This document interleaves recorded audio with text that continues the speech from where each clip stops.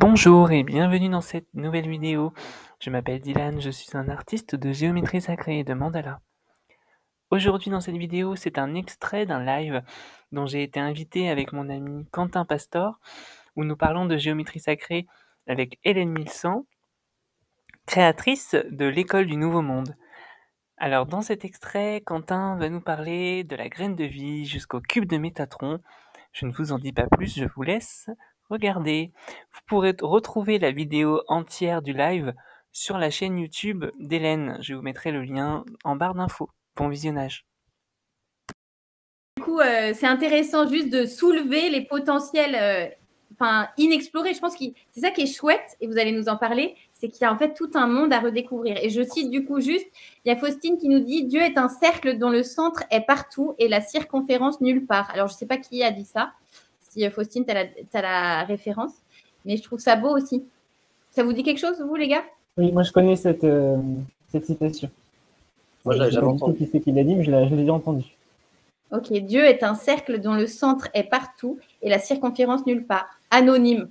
C'est dommage les anonymes, là. Ils nous sortent des belles phrases et on n'a pas les noms. Ok, très bien. Vas-y, vas-y, Quentin. Allez, ça roule. Donc le deuxième, en fait, donc ensuite, une fois que cette première sphère est créée, on a un référentiel autour duquel l'esprit a un référentiel en fait. Et donc l'intention et l'ordre quelque part de l'esprit, c'est d'aller à la surface de ce qui est nouvellement créé, donc à la surface du cercle. Donc du cercle qui est en fait une sphère. Là, on le voit en 2D, mais il faut imaginer que c'est en 3D. Donc il va là et il recrée ce qu'il a déjà fait, plutôt et ce qu'il sait faire. Donc cette même sphère. Et de là, en fait, on est sur le premier mouvement de la Genèse, et dans la Bible, ça va être associé à « et la lumière fut ». Sachant que cette forme géométrique particulière, qui est un entrecroisement de deux cercles, dont chaque circonférence passe par le centre de l'autre cercle, crée la Vesica Piscis, et que symboliquement, la Vesica Piscis, c'est la création de la lumière. Et la Vesica Piscis, on la retrouve dans le corps humain au niveau de la forme de nos yeux, qui reçoit la lumière. Ensuite, troisième mouvement, avec toujours la même instruction, aller à la surface de ce qui est nouvellement créé. Donc, ce qui est nouvellement créé, c'est sur la ligne A. Donc, hop, l'esprit se redéplace dessus. Là, je fais très succinctement, sachant qu'on peut rentrer dans le détail de savoir pourquoi est-ce que peu importe où l'esprit va, ce sera toujours au bon endroit et il ne se trompera jamais. Et donc, l'esprit arrive à cet endroit-là. Là, on va arriver sur une forme qui contient en elle-même la base du tétraèdre. Le tétraèdre, qui est un autre solide de Platon, on verra plus tard, et qui compose aussi l'étoile tétraédrique, donc la Merkaba, qui est ultra importante, en fait, même si on ne l'abordera pas là, mais c'est quelque chose qui est très présent dans le lien entre l'homme et le divin.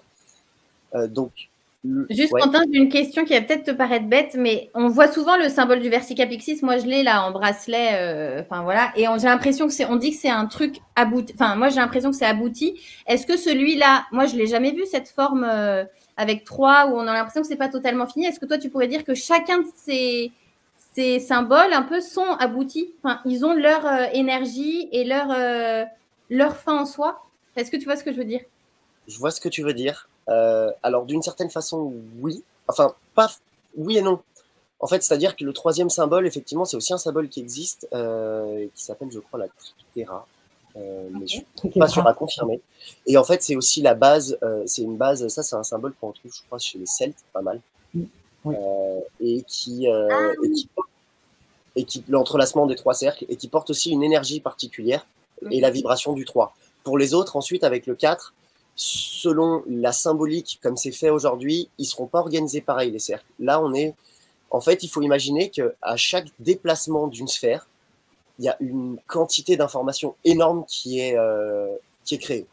Un monde nouveau, quoi. Pardon? Un monde nouveau, à chaque fois. Oui, à ce niveau-là, de ce que j'ai compris, en tout cas, il n'y a pas encore de matière, il n'y a pas encore de monde. C'est après que ça vient. Et donc, ensuite, le processus continue jusqu'en fait arriver au 6e mouvement, donc le dernier jour de la création, qui fait qu'en fait on retombe absolument sur le premier cercle. Et ça paraît anodin, mais en fait, moi j'ai un souvenir de CE1 où je faisais des rosaces et j'étais absorbé par ça et je pouvais pas me décoller de faire ça. Et je trouve, même encore aujourd'hui, en le retraçant, qu'il se passe quelque chose d'absolument magique à ce moment-là, en fait, de se dire qu'à partir d'un cercle, en gardant le même diamètre et en se décalant sur la circonférence, on retombe pile poil au point de départ. Je trouve ça absolument incroyable, en fait, d'une certaine façon. Ouais. Même si... Les rosaces, franchement, c'est une des choses... vive les rosaces. Carrément. Donc, ça, une fois que la première étape est faite, ça continue. Donc ça, cette première forme géométrique, la dernière des 6, 7, ça s'appelle, c'est ce qui est appelé la graine de vie. De la graine de vie, en continuant, on va passer à l'œuf de vie, en fait, en remettant une rangée de cercles, toujours sur le point qui est le plus proche du centre, du cercle central. Donc, cet œuf de vie, en 3D, il va donner en fait la forme qui est à côté. Il faut imaginer que c'est un cube. C'est-à-dire qu'il y a un autre cercle qui est derrière, qu'on ne voit pas, qui est derrière le cercle central. Et donc là, à partir de là, c'est comme si l'esprit s'extrayait de lui-même. Et là, on commence à rentrer dans le monde de la matière. Parce que de cette forme-là, on peut sortir un cube, en fait.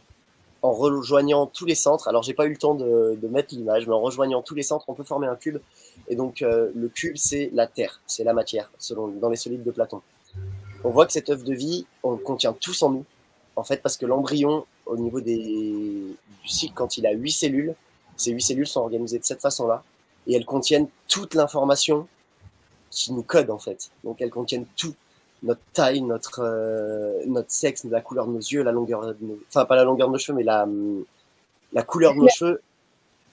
Tout est codé dans ces 8 cellules primordiales, en fait. Donc nous sommes issus de la géométrie, enfin, nous sommes géométrie sacrée au principe même, quoi. Et on va voir ça, justement, c'est l'approche que j'ai essayé de prendre, de ramener ça à l'homme pour qu'on puisse s'inclure dans ce monde, en fait, dans ce monde, finalement.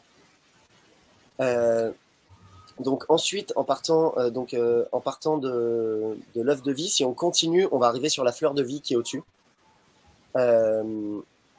La fleur de vie, elle a été, à un moment, les anciens se sont dit qu'en fait, elle portait un savoir qui était très grand et qu'il fallait absolument pas que ce savoir se perde, en fait. Et se connaissent, pardon, à cette époque-là. Donc, ils ont choisi de tronquer volontairement la fleur de vie d'une certaine façon. Et aujourd'hui, c'est une connaissance qui, selon Don Valon Melchizedek, doit être partagée à nouveau. Ce qui est contenu dans la fleur de vie de manière implicite, qui est le fruit de vie. Donc, le fruit de vie, c'est les 13 cercles bleus qu'on peut voir dans la partie en bas à gauche de l'image ou dans la partie droite. Et donc, le fruit de vie, c'est la base féminine du cube de Métatron. Le cube de Métatron, c'est aussi quelque chose qui est assez connu, un peu comme la fleur de vie, qui est assez connue comme figure géométrique et qui, en fait, elle contient toutes les potentialités de la nature et du vivant, dont celle de l'être humain. Et elle les contient toutes parce qu'elle contient en elle les 5 solides de Platon. Les 5 solides de Platon qui correspondent tous à un élément. Et ces éléments, on peut les retrouver à tous les endroits de la création, en fait, notamment aussi dans le corps humain. Et c'est ce qu'on va rapidement voir maintenant. Donc le cube qui, lui, a 6 faces. Je ne vais pas rentrer dans le détail de ce qu'est un solide de Platon maintenant et de pourquoi est-ce qu'on considère que c'est un solide de Platon. Il y a